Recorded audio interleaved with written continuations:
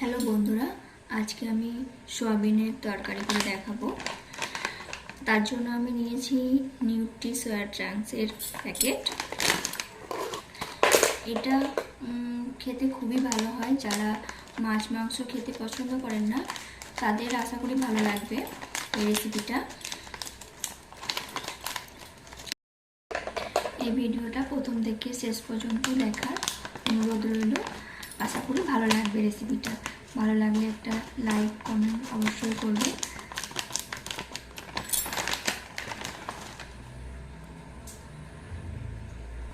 সোয়াবিনের তরকারি বানানোর জন্য আমি প্রথমে একটা পাত্র নিয়ে নিয়েছি। তার মধ্যে সোয়াবিনগুলো দিয়ে দেব। এরপর হালকা উষ্ণ গরম জলে ভিজিয়ে রাখবো।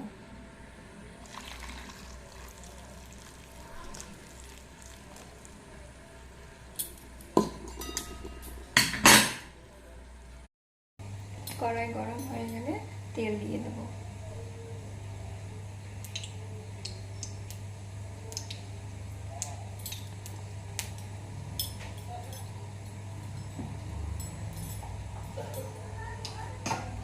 আলুগুলো দেওয়ার জন্য মিডিয়াম করে নেবে, নাহলে তেল ছিটকাবে।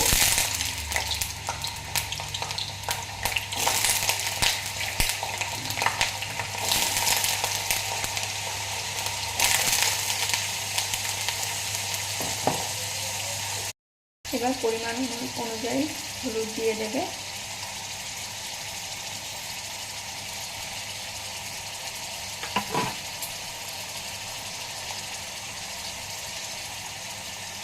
লবণ দিয়ে দেবে।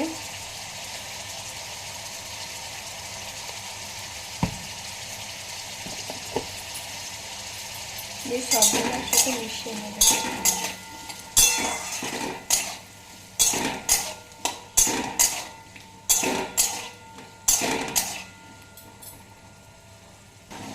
ঢাকা দিয়ে দেব, তাহলে কি হবে, গ্যাসটা আমাদের কম পুড়বে। এবার রান্নাটা চটজলদি হবে। ঢাকনাটা খুলে আলুটা হালকা ভাজা হয়ে গেছে।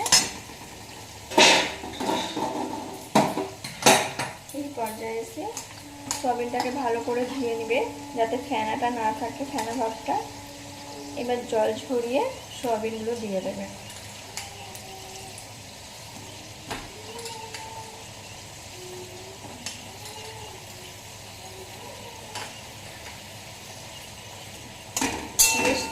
সয়াবিন আলু একসাথে মিশিয়ে নেবে।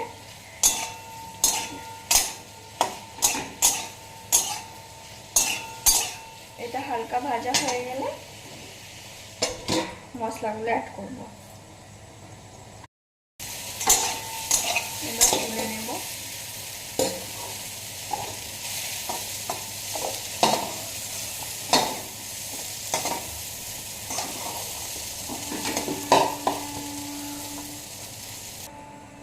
এই কড়াইয়ে আবার কিছুটা পরিমাণ তেল নেব।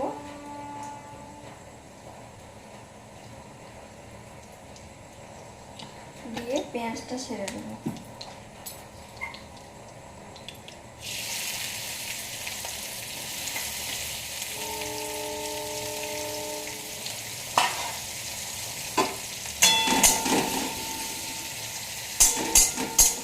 এবার একটা পেস্ট বানিয়ে নেব। তার জন্য নিয়েছি কিছুটা পরিমাণ আদা, রসুন আর কাঁচা লঙ্কা। ঝাল অনুযায়ী কাঁচা লঙ্কা নেবে তোমরা। পেঁয়াজটা বাদামি রঙ আসলে টমেটোগুলো দিয়ে দেবে।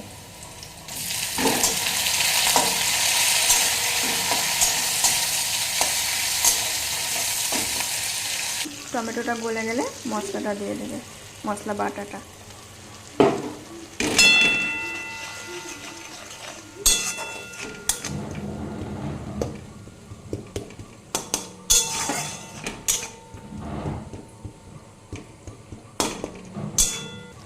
অল্প পরিমাণে জিরে গুঁড়ো,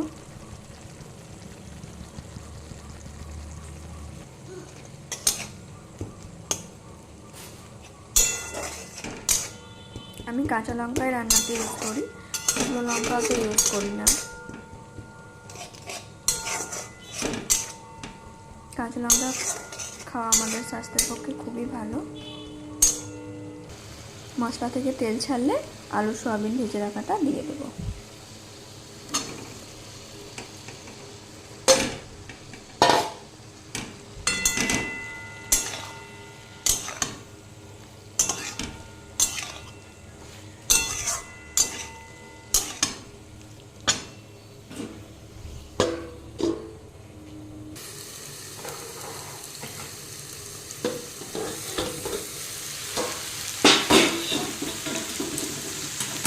জল দিয়ে দেবো।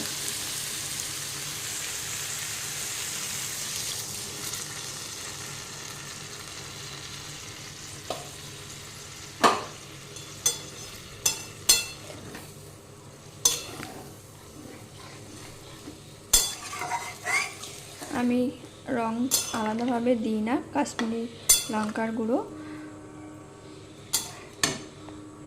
ধনেপাতা কুচি আর গরম মশলার গুঁড়ো দিয়ে নামিয়ে নেব। এখানে আমি সানরাইজের সাই গরম মশলাটা ইউজ করছি।